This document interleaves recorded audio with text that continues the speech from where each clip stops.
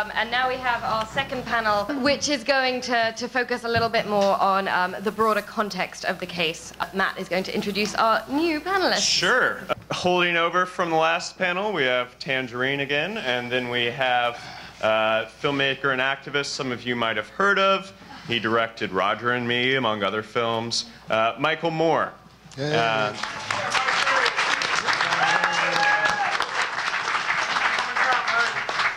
And then we have Chris again, and then we have Jesselyn Radack of the Government Accountability Project. She is a lawyer and very vocal advocate for whistleblowers. And to the side of her, we have one of her current clients, Thomas Drake, who was an NSA whistleblower. And then at the end of Whistleblower Row, again, Daniel Ellsberg. So we're going to get kicked off with a question for Michael.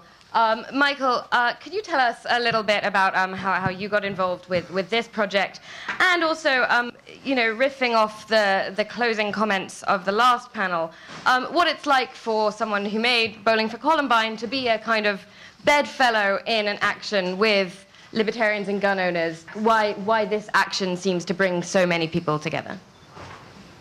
I'm a gun owner. Very good. It's just the gun that they gave me for free when I opened up the bank account at the beginning. Actually, never fired the gun. Bank account. Unlike President Obama. How did I get involved? Well, I've been involved in this sort of thing for a very long time. In general, in terms of these issues, I was the chair of the American Civil Liberties Union in Flint when I was 19 or 20 years old. And what Chris said in the last panel here about the corporate coup d'etat, this is something I've been trying to talk about for a couple of decades, since Roger and Me, that something was afoot here and that we were going to have our democratic way absconded with. And I agree with him that it has been successful.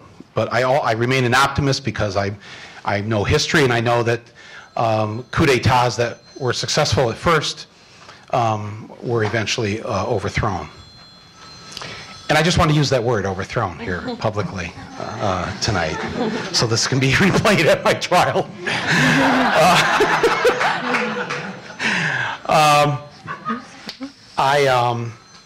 Should we get that, or? Yeah. Well, I had to deal with the issue of the police trying to suppress information or to cause harm, or on any of a number of different levels to those who try to bring out the truth. I had a small alternative newspaper in Flint, Michigan, back in the 1970s. Our printer was raided by the police, and they took the printing plates of our newspaper right off the press and searched and seized everything. And it was because we'd done an article on the mayor using federal monies for his campaign re-election. And so he went to a local judge, and the judge approved the search warrant, and they grabbed all of our stuff. So that was one of my first experiences. Now that particular incident along that same year with a CBS affiliate in Boise, Idaho, was also raided by the police. That the Reporters Committee for Freedom of the Press asked me to work with them, and a law was passed, a shield law was passed the following year to essentially prohibit police raids of newsrooms unless there's an actual crime, like a murder or robbery or something going on. So I don't know. I could talk about this all night in terms of what my own personal experience has been. What I have learned since in terms within the Bush administration and what they did or were doing, or how they tried to deal with Fahrenheit 9/11, all the way from official government things to just the sort of propaganda that they put out on me in order to stir the pot of the unhinged. I wrote about this in my last book, and the number of not threats but actual assaults or attempted assaults that I've had to go through, up to and including an individual planning to blow up our house in Michigan, and was only caught because one of his weapons went off at his home, and a neighbor heard it and called the cops, and came in and they found all the fertilizer bomb stuff, and a small list actually of liberal left people that he'd like to assassinate, with me at the top of the list. And then there was Rosie O'Donnell, Janet Reno, and Hillary Clinton. So I don't know how I ended up on the lesbian list, but I'm happy and proud to be there. It's a joke. Anytime I talk about this, it's obviously not a pleasant thing to talk about. So I was very happy to hear about this lawsuit that these guys initiated. And Chris, of course, I've been a huge fan of his for a long time. Please read his books. Pass his books around. This man is he's our 21st century Noam Chomsky. Not that Noam isn't still in the 21st century. So, and of course, an honor to sit here with Daniel Ellsberg, who I was thinking about the other day. Daniel, I don't know if you've ever seen the documentary Hearts and Minds about the Vietnam War. It's a great documentary. If you have a chance to see it, they won the Oscar for Best Documentary that year. And when they went up on the stage to collect it, they read from a telegram from the North Vietnamese, thanking Americans to, which of course, as in these days, you would never even think of such a thing. It would be like, in the way that things are conflated now, that you would be reading something from Al Qaeda or whatever. But in this movie, Daniel appears in this movie and provides some very important lessons about Vietnam. Not only just what he went through personally, but what this country was led through in terms of the lies that were told, and by not having a press that was active at first to expose the lies, we lost a lot of lives, and we participated in the slaughter of anywhere from 2 to 3 million Southeast Asians. But he said something, and I was thinking about this because they're watching the news on Egypt today, talking about where the United States, we were for Mubarak, then we were against Mubarak, and somebody asked, which side is right? Are we on the right side? And the same question was asked during Vietnam. Were we on the right side or not? Because this was a people's uprising in South Vietnam. And Daniel said, the question is not whether we're on the right side. The only question or point is that we are the wrong side. That's it. We are behind a lot of this madness. Our corporations are benefiting from it greatly, and people who live in the Flint, Michigans of this world are suffering considerably. So I'm proud to be part of this and be supportive of it. And of course, I've been very supportive of Bradley Manning from the beginning, helping to fund the fight. And I put up some of Julian Assange's bail money. So.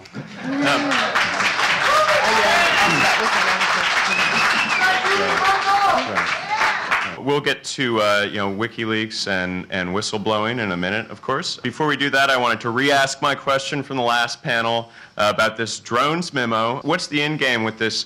With the lawsuit here, if you win the lawsuit and the administration retains the power to assassinate American citizens, how is that a Pyrrhic victory?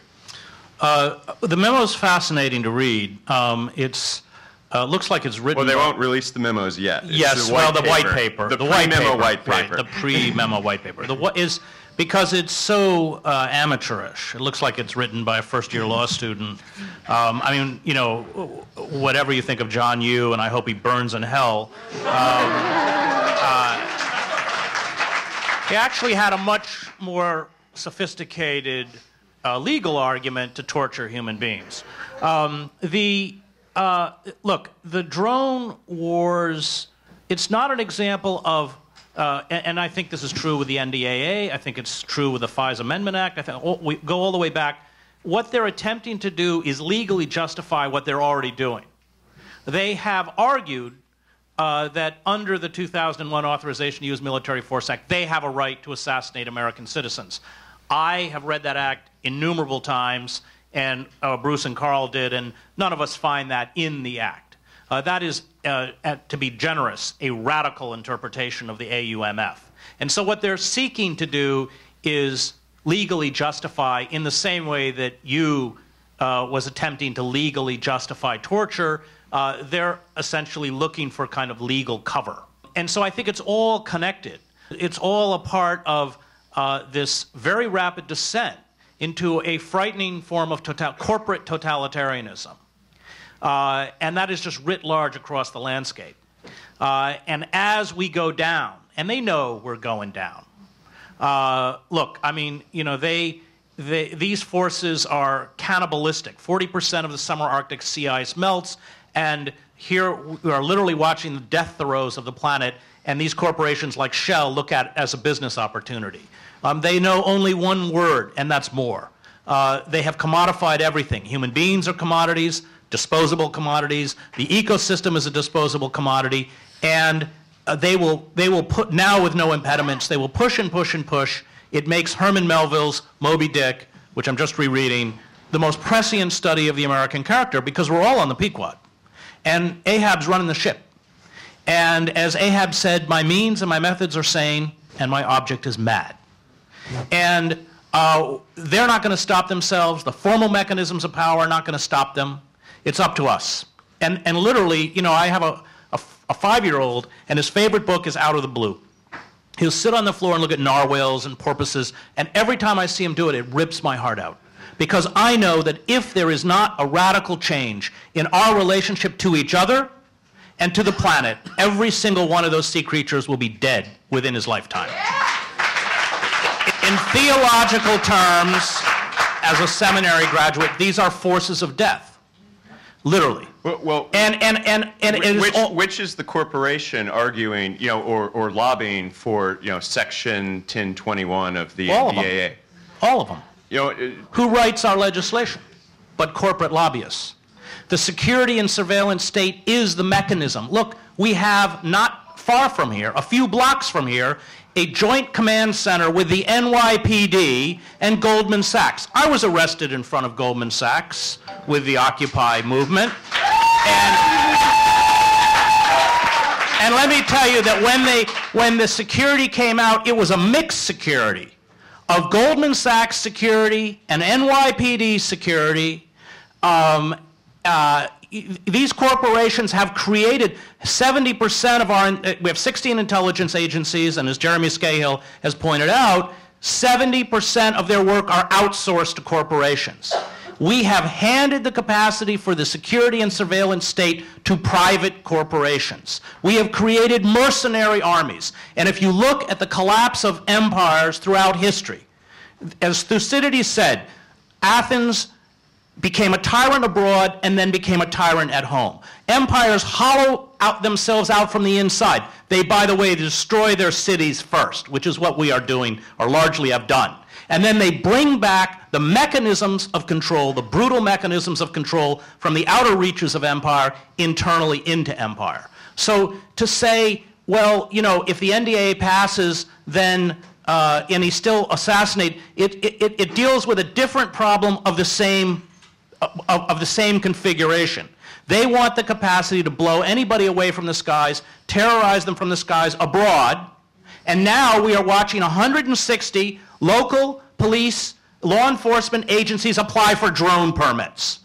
Everything they do there migrates back here. It's why you have Blackwater, renamed Z, renamed something else, I can't remember, running around New Orleans. And so we have to look at it in its totality as a whole. I'm just gonna, thank you. I'm going to pass this on to Tangerine, but then also add the edited question for someone to perhaps follow up on. If we are in a general space where all of this is retroactive legislation for stuff already happening, is that the space we are now in as a tactic, allowing the worst case scenario and then fighting the legislation when they try and impose that once the activities are already in place? And so Tangerine. Yeah, so to Matt's question, I don't think we want to approach this as if we take away one unconstitutional they're losing, will it make another one worse? I think we need to do everything we can to take away just one unconstitutional law that they're using or tool that they're using, and then go after the next one and the next one and the next one. We need a win. The people need a win, and they need a significant one, and we can start here. And then to the question of, are we in a place now that every battle is a retroactive one? If it is, then we might as well give up. I mean, if it's just retroactive, why bother? You have to be proactive. I mean, the issues here are fundamental to who we are as human beings. We're in this together. This is not just one person. Many people have taken individual stands, but they couldn't have done that without others supporting them. I'm a prime case in point. No, I think we're proactive.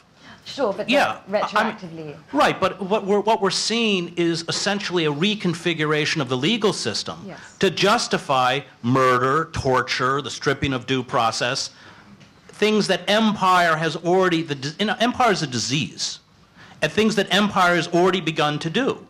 And we can't roll over, so that when they create the FISA Amendment Act, or when they pass the NDAA, then we have to rise up and stop it, because it is attempting to give them legal cover. And I think it was somebody on the panel last time said quite correctly, maybe it was Carl, but there's a kind of expansion of this, both in terms of the spreading of wars across the Middle East into Yemen, Somalia, of course Pakistan, and it's all interconnected with a kind of legal justification for more and more egregious assaults, not only in terms of the mechanisms of empire, but in terms of our own civil liberties. Look, our system of justice is not supposed to be used to pass enabling act legislation. It becomes by default ex post facto. Sorry, yeah, ex post facto legal. I mean, that is not our system of justice. What you're seeing since 9/11 is the executive branch is subverting the Constitution. They want to take the power under themselves. They're betting, they have to, betting on a compliant Congress, a complicit Congress, and a judiciary that's not going to stand up to them. So what they end up doing is they will force certain kinds of enabling act legislation through Congress to make legal. That's the ex post facto side that was once illegal. The FISA Amendments Act is certainly a case in point. The other thing to do is they will do signing statements, or they will secretly interpret the existing legislation that doesn't suit their needs in terms of the national security state. That's precisely what was done with the Patriot Act. Section 215, the secret interpretation, which many of the senators who are on the SISI know what that secret interpretation is as well. It's pretty darn clear what it is. If you're a subscriber, you have information in the business, it's not yours, you don't own it. The corporation owns it. And because the corporation owns it, guess what? They can provide it to the government for national security purposes, or the government has direct access to it. That's just one example. And the Patriot Act was passed in the fall of 2001. These are all enabling act legislation. They're designed to ensure the increasing reality of an imperial presidency. That's what it is. And yet, at the same time, the emperor of that imperial presidency has no clothes. So what you're seeing under the NDAA is, what do you wrap yourself in? The gossamer thread of military force? The last thing you can compensate for as the President of the United States is to go to that commander-in-chief. I have the power, I have the authority. Who's going to stop him? Anybody's read Catch-22 in the Joseph Heller novel, that's precisely, for all the sarcasm and for all the parody in that book, in the end, it's quite frightening. Who's going to stop us? We have the power. Now that we've drifted over to our whistleblowers, it was we brought this up a little bit earlier in the panel. What, if anything, does this law have to do with WikiLeaks or with Bradley Manning? Well, it has a lot to do with whistleblowers. You think about Dan Ellsberg, the most dangerous man in America, and then in my case, I blew the whistle on torture in the case of the American Taliban, John Walker Lind, and I was branded a traitor, a turncoat, and a terrorist sympathizer. 10 years later, I'm defending people like Tom Drake and John Kiriakou, who are being prosecuted under the Espionage Act. They're being labeled enemies of the state, one of the most serious charges that can be leveled against an American. And this kind of language falls within the ambit of the very vague and ambiguous NDAA, supporting terrorism. You can easily see how that connection can be made. And I thought it was bad enough when whistleblowers were being fired and blacklisted and smeared and bankrupted, and then it escalates to the government trying to put them in jail. But what's even worse is a prospect that they could be disappeared completely and detained indefinitely without charge, counsel, or judicial review. But it's still a prospect, right? You know, why do you see that next step happening? I see that next step happening because Obama has escalated, he's created a war on whistleblowers that he's escalated by an order of magnitude, between Dan Ellsberg being the first person charged under the Espionage Act for allegedly mishandling classified information. There were a couple of others, and Tom became the fourth person in history. And now there are 7 people, 6 of whom at least are whistleblowers, who've been charged with espionage for allegedly mishandling allegedly classified information that, for example, in Tom Drake's case, turned out to be completely unclassified. So I see this as another tool in the arsenal that they will not hesitate to use against whistleblowers, because what this is about shutting down information and chilling speech. Thanks. Mr. Drake, just for perhaps the audience members that aren't aware, would you be able to swiftly run through your ordeal? I was a senior executive of the National Security Agency, and to my utter horror, I discovered within weeks of 9/11 that the National Security Agency, headed up at the time by Lieutenant General Michael V. Hayden, had entered into a secret agreement with the White House in which the White House had made NSA the executive agent for the tippy-top surveillance program, the so-called warrantless wiretapping program, the Stellar Wind program. I found that out, and I raised my concerns, alarms, within NSA. First week in October 2001, I had the most chilling of conversations with a senior attorney at NSA who made it unmistakably clear that NSA had become the executive agent for the White House. It was all legal. The White House had approved it, and you do not want to ask any more questions, Mr. Drake. Don't go there. I knew in that moment, that was my moment of truth, I knew in that moment that what I was an eyewitness to was a very subversion of our own Constitution. And I knew in that moment, in that very moment, that not only had the wheels come off a 23-year legal regime, and the wheels had come off the Fourth Amendment in secret, that we were in an entirely new vehicle. This was not a constitutional form of government. This was an alien form of government. It was a secret government being run by executive rule. And everything that has happened since 9/11 has simply increased the power of that secret government. The Constitution for them is just a piece of paper. It's an inconvenient truth. It's not a grand experiment. We don't really have constitutional government in this country anymore. It is a figment of our imagination. It is hollowed out Constitution. So the NDAA takes it to the next level. Not only was I prosecuted and indicted, and at one point facing, as the original prosecutor said quite clearly during an interrogation session at a secret FBI facility in the greater DC area, how would you like to spend the rest of your life in prison, Mr. Drake, unless you start cooperating with us? We might let you off for 15 or 20 years, maybe. That's what's facing this country.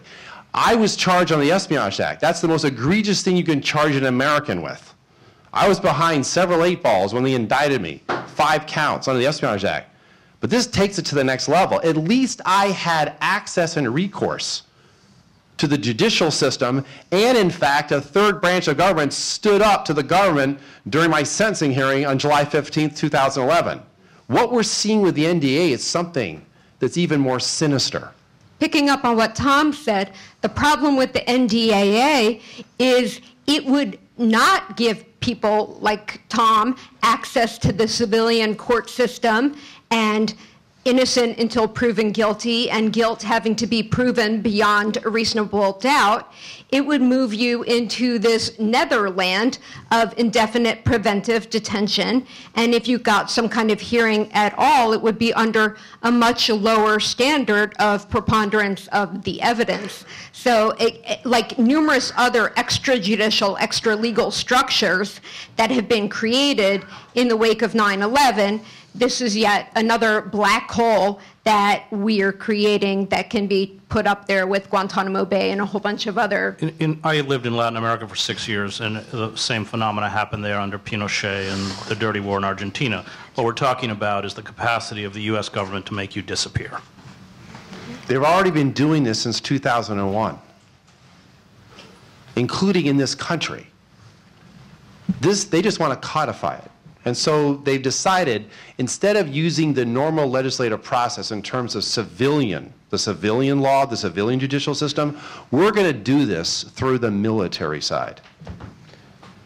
Can I ask a question? I'm curious what you think what we should do to rally our fellow citizens about this, because this is really, I think most people aren't that aware of it. If they are, they're not that frightened of it.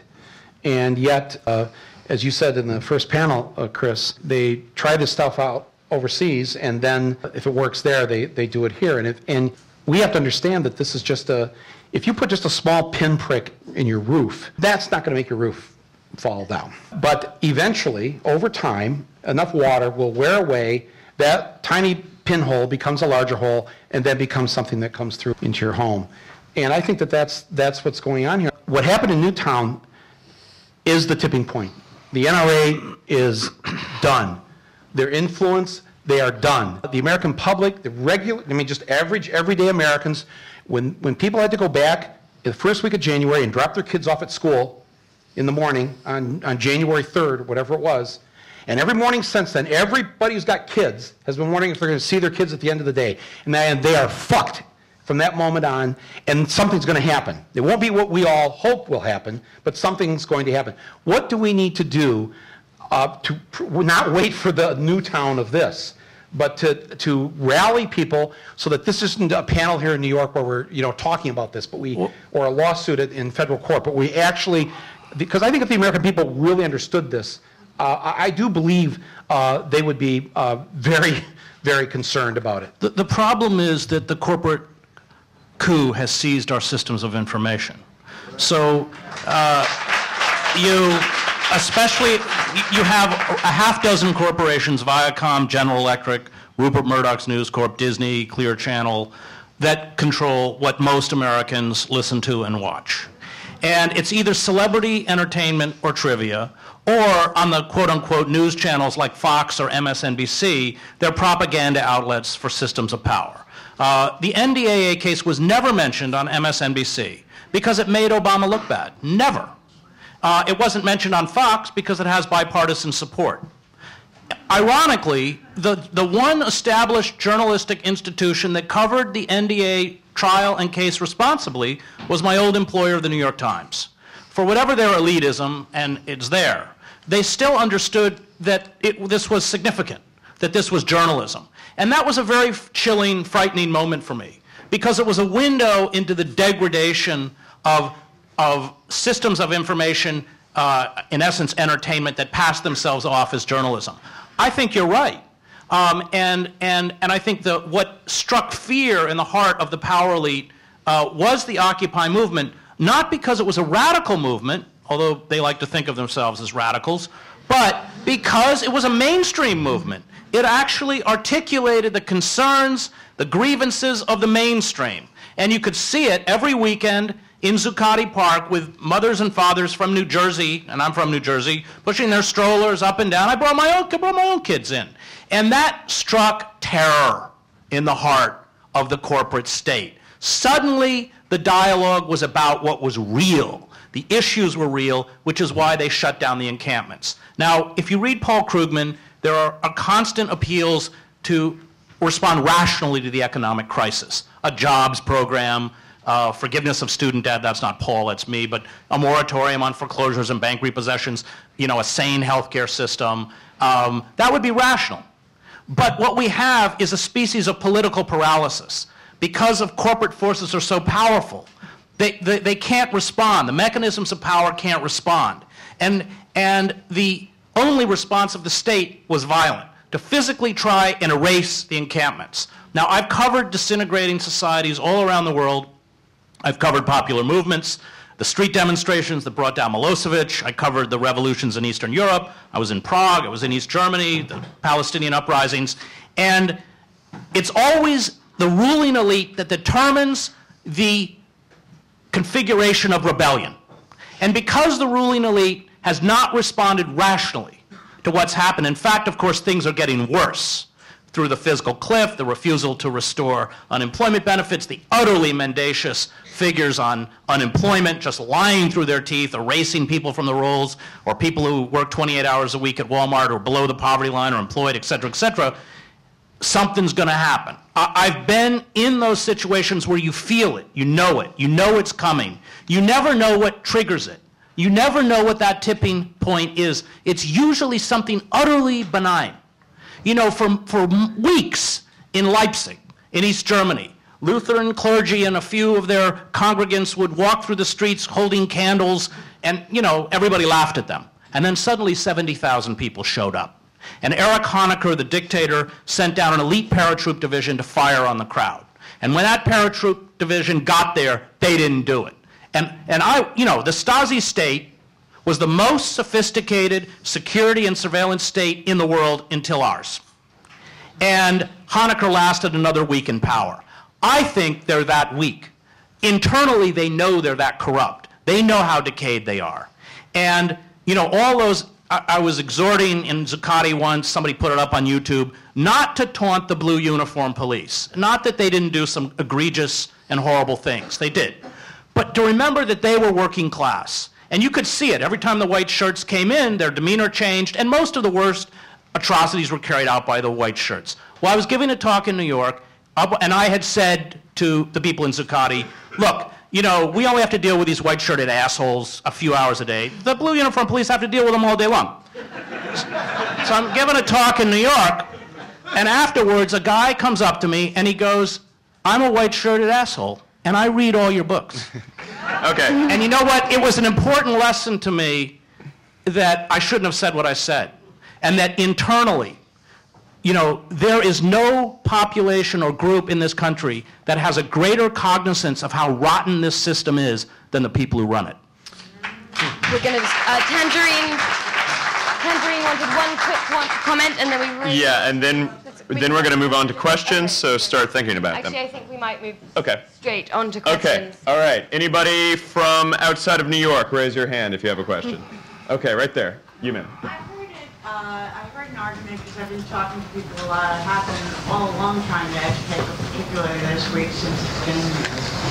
And I've heard it said that it is better to have military court because in civilian court there'll be so much redacted material that there won't be a proper decision, that the jurors won't be able to make that decision. And let's turn that over to Thomas Drake or Jesselyn.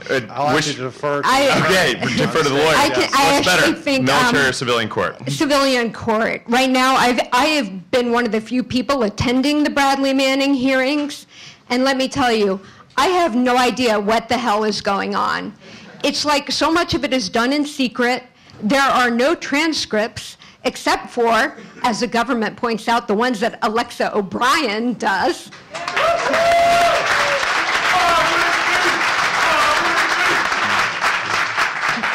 The judge reads her rulings out loud. These opinions are available nowhere. Half the proceedings are taking place behind closed doors. Again, I know some attorneys think the military system is better, but if you look right now at the military commissions on Guantanamo Bay, which are in their 4th iteration, and again are failing miserably and cutting out audio and visual feeds by some Wizard of Oz unknown third hand, otherwise known as the original classification authority, otherwise known as the CIA, you can see how problematic they are. So whatever kind of kangaroo court they would create to deal with people being subject to indefinite preventive detention, we already have a model. Look at Guantanamo. Okay, next question. Who we got? You. Okay. I'm from New Jersey, and I'm Close appalled enough. by the fact that our senators haven't supported any attempts to remove this language from the NDAA. I'm wondering who, though, in our area, in the tri-state area, maybe even federally at the national level, we can look to and say, you know what, this guy or this woman is worth donating a few $100s to or whatever, that kind of thing. All right, who is a legislative champion against the NDAA in the tri-state area? Anywhere. Well, the only amendment we had that challenged Section 1021 was written by Dianne Feinstein, and that was a very inadequate amendment because all it said is that Americans have a right to trial. It left open the possibility that they could be seized under the NDAA and put before a military tribunal. This did pass the Senate, but it was under John McCain's leadership on the House Senate Committee to unify the bill, dropped. The entire amendment was dropped. I don't think that, I think part of the problem for those of us who care about our open society or what's left of it is that we have to recognize that the formal systems of power don't work. And they're not going to protect us. Well, what about Rand Paul? He gave quite an impassioned speech and Rand against the Paul NDAA. called the guy who went and shot the bus driver a hero. I have a limited sort of tolerance for the libertarians. It seems to me a pre-industrial Striking a very different post from Carl and Bruce. Well, you know what? I mean, on civil liberty issues, yes, but it comes with a whole package, which, frankly, I find racist towards African Americans, and has this bizarre idea that we should make the government more anemic, as if somehow that's going to help us against ExxonMobil. It makes absolutely no sense. So I want to qualify the libertarian stance.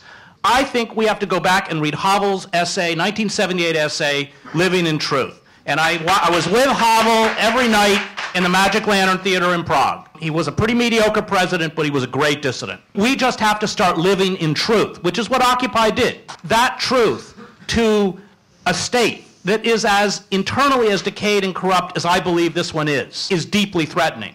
And that means civil disobedience, and it means getting arrested. And I don't enjoy being arrested. It's more time than I care to donate to the U.S. government. And yet, it is absolutely vital. We've done all sorts of Occupy stuff since Zuccotti, and people get dispirited because we don't have the euphoria of when that Foley Square night. We had 35,000 people after that. And I say, look, we're where we should be. And I've covered these movements. We'll keep coming out. We'll keep the flame alive. And our overlords, our corporate overlords, who are so myopic and so stupid and so greedy, will do the rest. Okay, next question. This one's directed to Michael Moore. Okay, from Michael Moore. Michael Moore, you wanted us to vote Democrat in this past presidential election.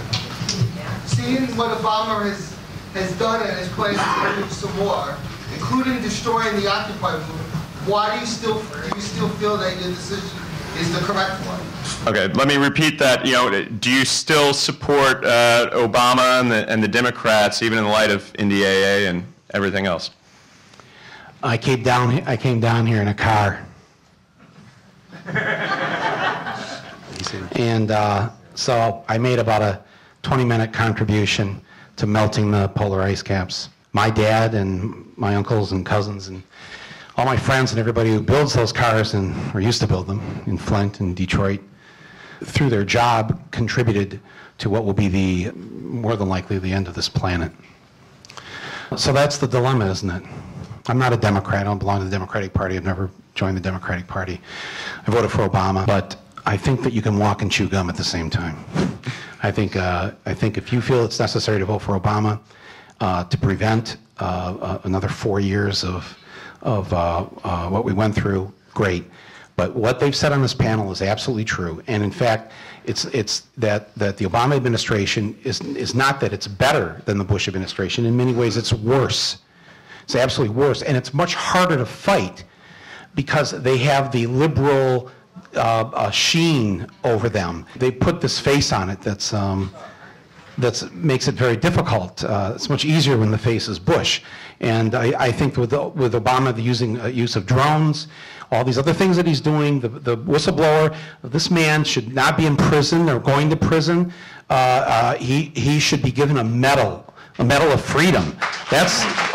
So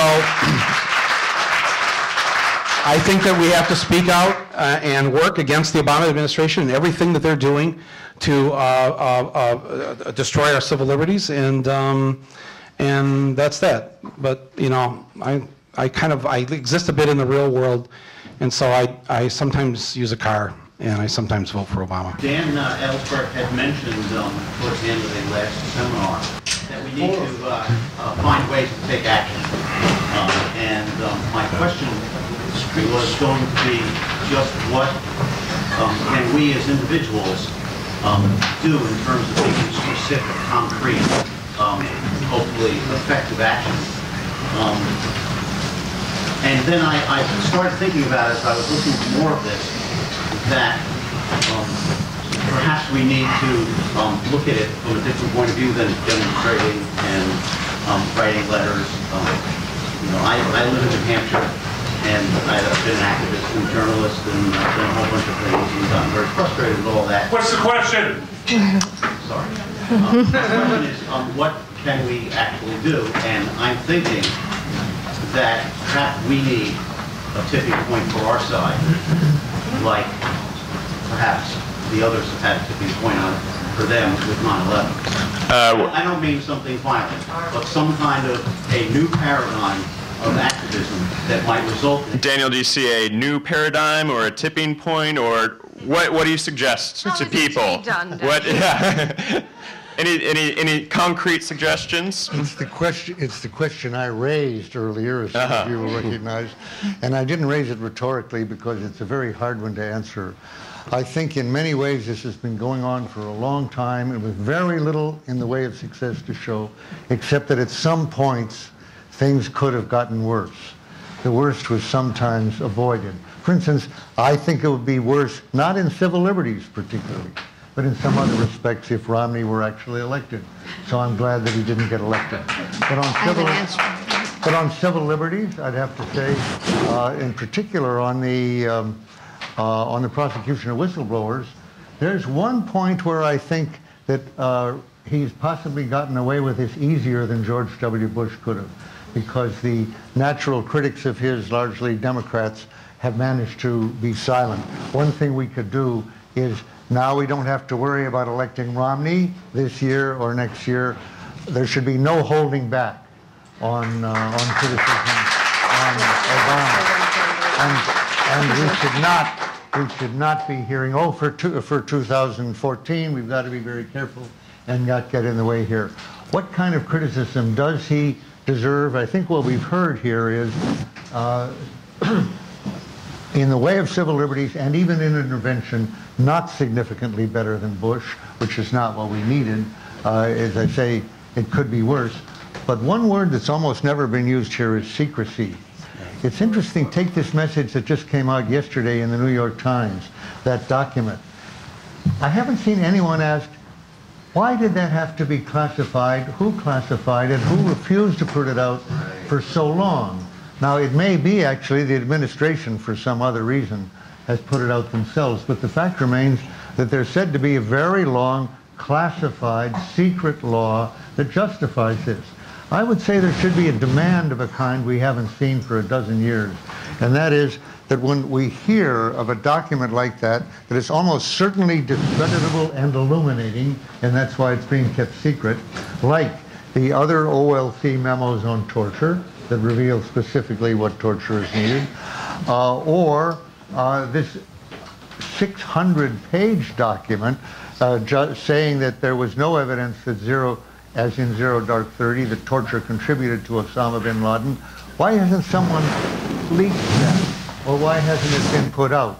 So what I'm saying is I think we should be much less tolerant, Alexa mentioned Congress earlier, much less tolerant of Congress being absolutely passive on their investigative function, their subpoenas, and getting this information out as to what is actually being done in our name.